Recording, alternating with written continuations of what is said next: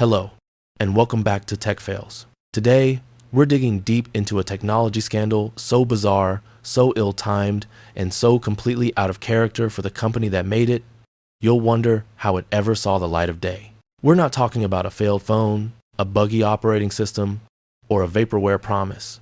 We're talking about a genuine physical disaster that lived and died in the mid-90 seconds. The Apple Pippin. The Pippin was supposed to be everything: a game console, a multimedia player, and a cheap way to get on the internet. Instead, it became a punchline, a cautionary tale, and one of the most embarrassing failures in Apple's pre-iPod history. It was destined to be a flop. By the time it was shelved, only about 42,000 units had sold worldwide. That's fewer units than some collectible sneakers, which is frankly a stunning figure for a company like Apple. This isn't just a technical misstep.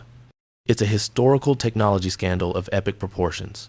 It was a project that burned $500 million and yielded almost nothing in return. Grab your plastic-cased, trackball-equipped controller, because we're jumping into the chaotic, confusing world of the Apple Bandai Pippin. Let's get into the context. To understand why the Pippin failed, you first need to understand the company that birthed it. The mid-1990 seconds was arguably the lowest point in Apple's history. Steve Jobs was gone. The company was being run by a revolving door of CEOs, and they were bleeding market share to Microsoft's Windows 95. Apple was desperate, absolutely desperate. They were grasping for any product that could turn the tide, which led to a lot of questionable decisions. This desperation drove the next several years of product development. They were trying everything: the Newton PDA, the eMate laptop, and an insane number of Mac variations, all in a scattershot effort to find a new revenue stream. This era wasn't marked by innovation. It was marked by internal chaos, overspending, and frankly, poor judgment. It was a sign of a company adrift. At the same time, the home entertainment market was exploding. In late 1994, Sony released the PlayStation, and the world was changing overnight, moving away from simple cartridges. This shifted the entire industry. Suddenly, gaming consoles weren't just for kids anymore. They were multimedia centers. CD-ROMs were replacing cartridges, providing vast storage for games, interactive media, and data. This was a critical shift Apple noticed. This convergence, the blending of computers, games, and the emerging internet, was the siren song that lured Apple into this technical disaster. They saw an opportunity to leverage their macOS and PowerPC architecture. They envisioned a device that could sit under the TV, offering games and web browsing, all at a supposed low cost. This seemed like a brilliant way to expand the Mac platform's reach. The project was officially spearheaded by Apple's licensing division, which was attempting to spread the Macintosh platform via clones. They wanted to turn Mac OS into an open standard, believing this would rapidly increase their market share. Apple found a partner in Japan, Bandai. Bandai was a massive toy and media company, but they had limited experience with high-end computer hardware manufacturing. This was the first major warning sign. The agreement was simple. Apple would design the underlying technology, the Pippin platform, and Bandai would manufacture, distribute, and market the device as a dedicated console. It sounds good on paper, but responsibility was split. It was a shared burden, which, as we all know in the world of technology scandals, often means shared disaster. There was no single point of authority or accountability for the device's success. The device itself, released in Japan in early 1996 and North America later that year, was the definition of technical ambiguity. It wasn't one thing or the other. It confused the market immediately. The Apple Pippin, or Pi-P, PN, was physically chunky, looking more like an oversized router than a sleek console. This lack of aesthetic appeal didn't help its chances against the PlayStation. Inside, it ran a 66 MHz PowerPC 603E processor. Let me emphasize that, 66 MHz. That number sounds shockingly low compared to its competitors. By the time the Pippin hit shelves in the US, the Nintendo 64 was offering pure 3D gaming muscle, and the PlayStation was a dominant force with massive developer support. The Pippin was already fighting an uphill battle against much newer tech. The Pippin was using a processor that was already dated for serious computer work, let alone cutting-edge gaming. It was obsolete the moment it shipped. The core concept was a hybrid, not quite a console, not quite a computer. This fundamental lack of focus proved fatal, confusing both retailers and consumers. As a game console, the Pippin was woefully inadequate. It had limited RAM, and its graphics capabilities were barely on par with the first-generation 3D efforts of the Atari Jaguar or the early PlayStation. Crucially, the system used the Mac OS's standard APIs, making it a nightmare for developers who were used to the raw metal access provided by dedicated consoles. Programming games for it was incredibly inefficient. Now, let's talk about the controller, perhaps the Pippin's most memorable and peculiar feature. It was a monstrosity that perfectly encapsulated the confusion of the device. It looked like a standard gamepad, but instead of a second thumbstick, which was already being experimented with, it featured a trackball in the center. Yes, a tiny, physical trackball. This was presumably to make navigating the Mac-style menus and web pages easier. It was a compromise for the sake of its hybrid identity. Imagine trying to play a fast-paced action game while attempting to roll that tiny trackball with your thumb.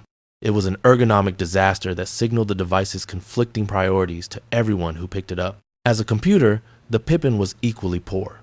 It was based on Mac OS 7.5.2, but streamlined, meaning it had the complexity of a PC without the power or flexibility of a real computer. You could hook up an optional keyboard and mouse, but where was the hard drive? Where was the necessary storage for real applications? This limited its utility as a PC replacement. All applications had to run off the 4X CD-ROM drive, which, while fast for the time, meant slow loading and limited functionality for anything serious. This was not a modern computing experience. The one genuinely forward-thinking feature was the built-in 14.4 kilobytes per second modem. This was the Pippin's core value proposition: internet access under your TV. This feature allowed users to browse the web, albeit slowly and painfully, check email, and use specialized online services. This was ambitious for a console at the time. But let's be real, in 1996, the internet was a niche, text-heavy experience, and accessing it through a trackball-controlled TV interface was a clunky novelty, not a killer app. It simply wasn't enough to justify the cost. The Pippin was trying to be the jack of all trades, but it ended up being the master of none. It was a technical disaster born from corporate indecision and a failure to commit to a single vision. If the technical compromises weren't enough to sink the Pippin, the price absolutely was. This is where the technology scandal truly crystallizes into pure financial madness. When the Bandai Pippin launched in the US in November 1996, the retail price was an unbelievable $599. Remember, this was almost 30 years ago. Let's put that price in context, because the sticker shock was immediate and paralyzing. The competition was nowhere near this expensive. The Sony PlayStation was $299, the Nintendo 64 was $199, and the Sega Saturn was also holding steady at $299. The Pippin was literally double to triple the price of its direct competitors. How could any consumer, let alone a gamer, justify that expenditure? Why the massive markup? Part of the cost stemmed from its PC heritage. It included expensive components, the PowerPC chip, the Mac OS license, and the standard inclusion of the CD-ROM drive and the modem. Apple and Bandai seemed to price it not as a console, but as a low-end, fully featured computer despite its limitations. This fundamental misjudgment ruined its market chances. This decision alienated virtually every potential customer and created three clear groups who all chose to pass on the Pippin. First, the gamers. They saw a high price tag for a console with weak graphics, poor controllers, and zero compelling exclusive games. They went for the N64 or PlayStation without hesitation. Second, the computer users. For $599, you could put that money toward a legitimate PC or Macintosh with a proper monitor, hard drive, and far better performance. The Pippin offered poor value as a computer. Third, the general consumer. They weren't looking for a $600 hybrid device. They were looking for a $200 toy to play Mario or Lara Croft. The price completely missed the sweet spot for the mass market. The pricing was a catastrophic marketing failure and a clear symptom of the internal chaos at Apple during that era. They couldn't decide what they were selling, so they decided to charge for everything. A console is only as good as its games. And here, the Pippin's fate was sealed by a devastating drought of third-party support. Developers simply weren't interested in the platform. Why did developers shun the platform? Firstly, the technical difficulty. The macOS environment was not designed for the low-level, high-performance needs of console gaming. Developing for the Pippin was complex, requiring specialized knowledge and optimization work. Developers strongly preferred to spend that effort on the massive install bases of the PlayStation and N64. Secondly, the royalties and licensing terms offered by Apple and Bandai were reportedly less favorable than those from Sony or Nintendo. The business case didn't add up for studios. Thirdly, and most importantly, the install base problem, the classic chicken and egg scenario. No one bought the console because there were no games. Developers wouldn't make games because no one owned the console. This vicious cycle is the death knell for any new platform, and it rapidly turned the Pippin into a graveyard. The library remained painfully small. The total official game library for the Pippin is estimated to be around 100 titles. Most of these were not games in the traditional sense, but educational software, interactive encyclopedias, and shovelware ports of old Mac titles. The most common content included Power Rangers Zeo Interactive, Gundam Tactics, various CD-ROM encyclopedias, and digital coloring books. This was a library aimed at a niche that didn't exist.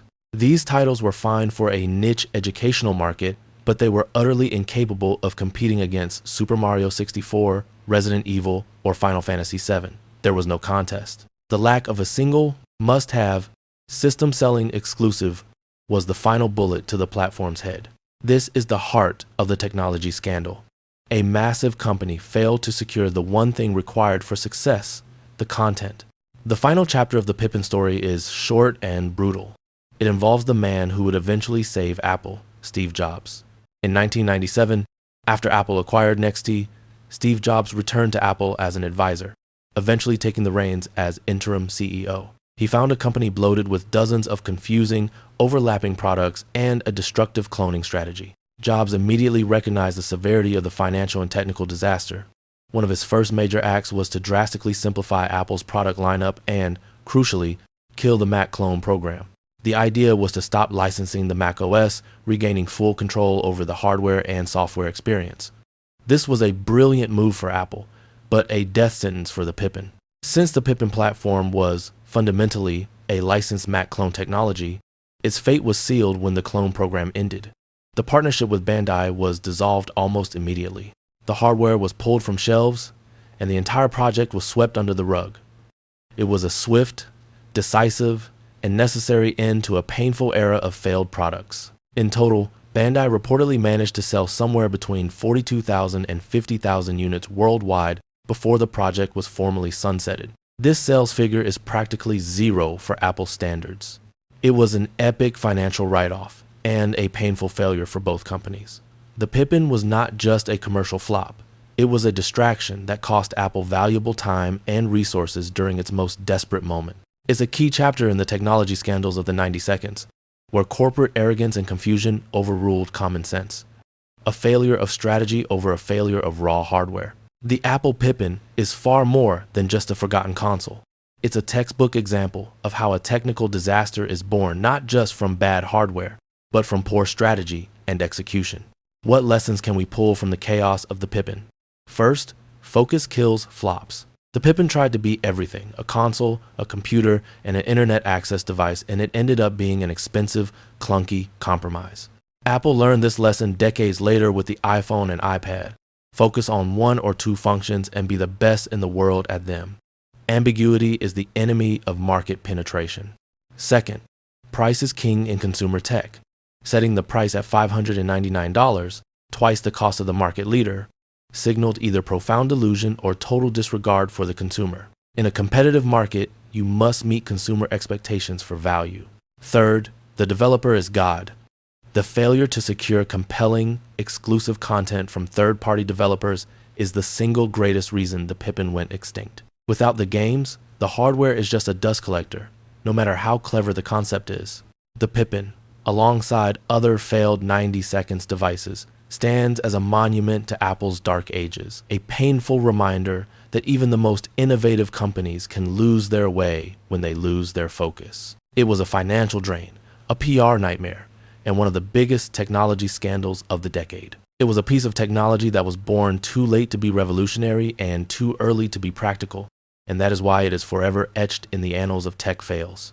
Thanks for watching. What other technical disasters from the 90 seconds should we dissect next?